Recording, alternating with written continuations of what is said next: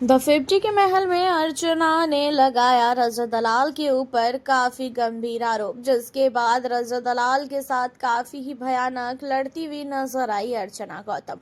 अब आप लोगों को बता दें कि घर के अंदर वैसे भी अर्चना काफी ही ज्यादा लड़ी है, खासकर फैजू से, और जिसके बाद अर्चना काफी ज्यादा रोई भी है। उसका मानना ये है कि जो फैजू है वो अर्चना को इम्पोर्टेंस नहीं दे रहा है। फैजू जो है सिर्फ और सिर्फ अगर किसी को इम्पोर्टेंस दे रहा है तो वो है रजत दलाल। और इन्हीं सारी चीज़ों को लेके अर्चना गौतम ने काफ़ी भयानक लड़ाई की है यहाँ पे, खासकर फैजू से।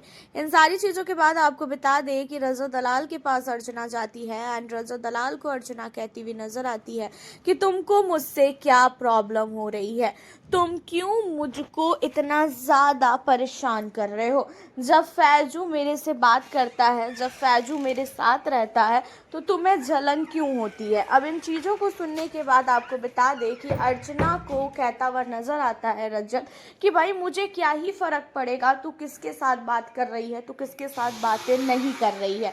मेरे को ना पहले फ़र्क पड़ रहा था तुझसे और ना मेरे को अब तुझसे कोई फ़र्क पड़ रहा है।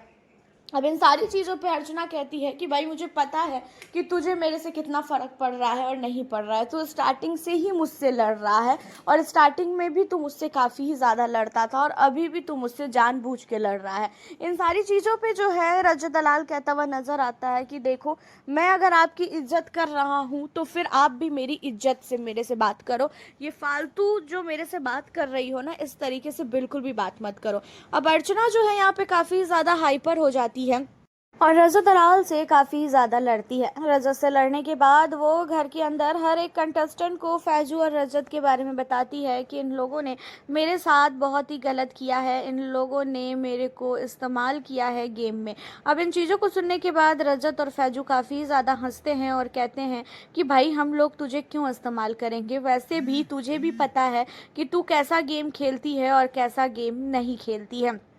अब हालांकि देखा जाए तो अर्चना जो है कहीं ना कहीं फैजू की काफ़ी अच्छी दोस्त तो बनने की कोशिश कर रही थी, लेकिन फैजू जो है वो घर के अंदर गेम खेलने आया है, ना कि दोस्त बनाने आया है। और अर्चना घर के अंदर अभी तक अगर टिकी हुई है तो आपको भी पता है कि वो कहीं ना कहीं इन्हीं सारी चीज़ों की वजह से टिकी हुई है। काफ़ी इंटरटेन कर रही है घर के अंदर और यही सारी चीज़ें हैं जिसकी वजह से अर्चना का अभी तक एलिमिनेशन नहीं हुआ है। वैसे आप लोगों का क्या मानना है, क्या रजत की वजह से ये सारी चीज़ें हुई है? आप हमें अपनी राय कमेंट के ज़रिए बताना बिल्कुल ना भूलें। मिलती हूँ आपसे फिर मैं नेक्स्ट वीडियो